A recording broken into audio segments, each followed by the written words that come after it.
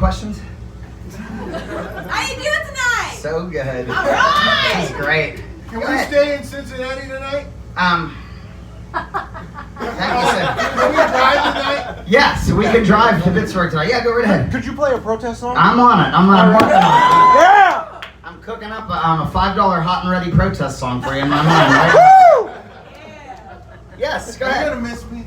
So much. I'll tell you, I'm gonna miss you so much, John. I really miss you. Friendship is a weird thing, you know. Sometimes you go your whole life and you're looking for it to really belong and really find people that you connect with that know you. You know, there's a lot of people that know me. And there's a lot of people that I know. But how many people do you really know that sit down with you, that call you on your birthday, that, you know, stop over with a whole ice cold 12-pack of Pamplemousse LaCroix and just fucking crush them on your front porch with you, that bring you weed brownies on your birthday and on days that aren't your birthday. You know, I love you so much, John. I consider you more than just an average pal. I consider you part of my family, and I love you very much. I'm glad to be here with you. I love you too. I didn't mean to get crazy. No. You made me so emotional. This is the last day of it, and I see John more than I see my own family, and that's true. Touring life is a strange one, but it's a good one. I don't know what else I would do. I think I've picked my career path. I think if I decided today that I wanted to join the Prima Ballerina squad in Pittsburgh, I'd be fucked. I don't think I could do it. I don't know if I have the build for it as a 36-year-old. But punk rock seems to be working out okay. I'm gonna play a couple more for you. You had a question. You had your hand up. Is there a question you'd like to ask? It was just a silly one. You can ask a silly one. What's your favorite character on Mr. Rogers' Neighborhood? Oh man, that's a wonderful question. I think. Repeat the question. What's my favorite character on Mr. Rogers' Neighborhood? I have so many of them, but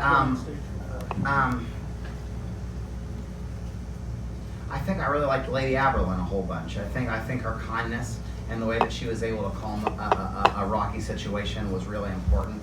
I also liked. I like Queen Sarah a lot too, because you know King Friday prances around like he's the real boss, but all the real true motherfuckers know that Queen Sarah's holding it down, and he's just a puppet. That's a Mr. Rogers joke, no big whoop.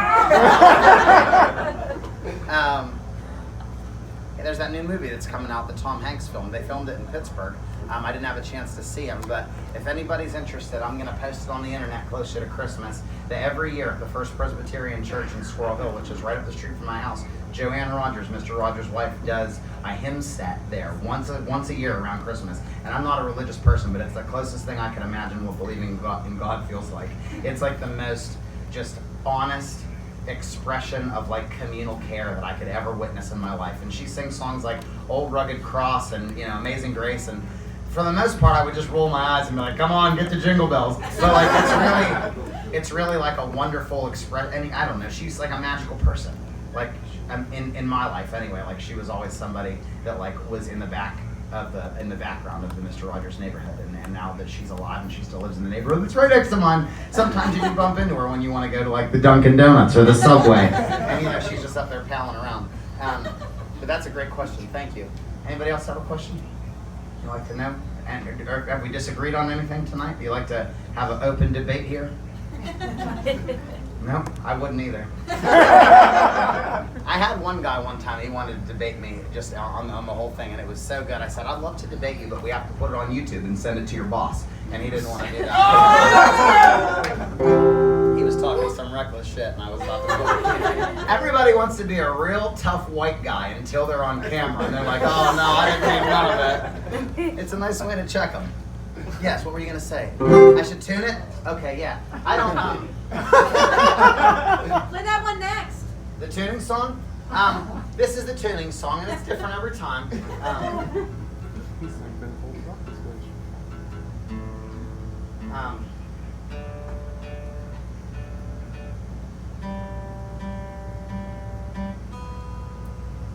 good.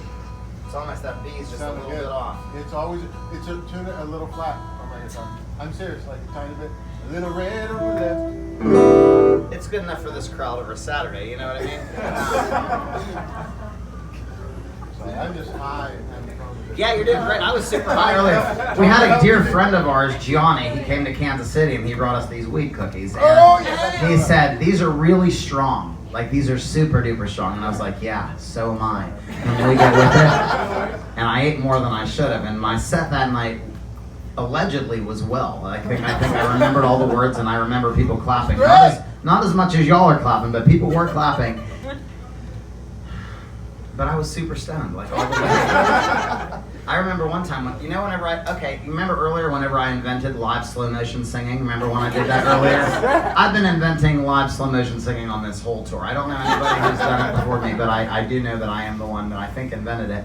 And but whenever I was super high on those weed cookies, my slow motion singing part literally lasted what seemed to be like 45 minutes. I was like, it's slow motion live singing. Just word to the wise. I mean, just start a punk band. You can do it. I know that you can. And then you write a whole bunch of songs, and then you get real good. And then you can go ahead and invent something like, you know, slow motion live singing or anything else that you want. But this is a song about the internet, and it's about all the plastic that we touch, and it's about the weirdness that you feel whenever you look at other people on the internet on vacation, like Renee on vacation in Bermuda getting her belly button pierced. The same exact conversation we had before, but now I remember the beginning line of the song so that I can play it for you. This song is also supposed to be played as like a loud, super ruckus punk band. It's a live, loud, ruckus punk band song. It's a punk band, and it's live, and it's loud, and it's ruckus, and it's so punk band. It's such a punk band thing. This song's called Don't Compare, and it doesn't sound good on acoustic guitar, but if you use your imaginations, you're gonna fucking love it. Yeah, are you eating your sandwich? Okay. Oh, Sandwich guitar. Woo! yeah. I'm fed up, fed up, fed up. I just hit him on Twitter feed. If I unfollow you, will you forget all about me? Like making art with a paintbrush and all the strokes that go unnoticed. Or when your friends pretend you're joking, even though they know that your heart is broken. Don't you dare compare yourself to anyone but you. Don't you dare compare yourself to anyone but I'm fed up, fed up, fed up. I'm fed up, fed up, fed up. I'm fed up, fed up. I'm fed up, fed up, fed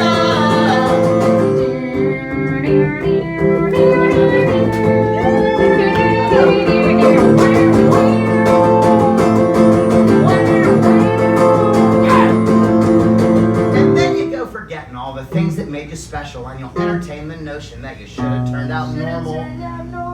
So you in your office won't think you're such a fuck up, even though you feel much better than you ever can remember. Yet you're haunted by that memory, being seen by somebody who knew the kid you used to be when you were still in high school. Hide behind a coat rack in a cafe during summer and pretend to be invisible, just like the Holy Spirit. Just like the Holy Spirit. Just like the Holy Spirit. You know your greatest fear is that you'll always be too something for someone else to love. The internet only shows you things that it wants you to want. So after these commercials, the network must conclude that due to lack of revenue, they're shutting down Fox News.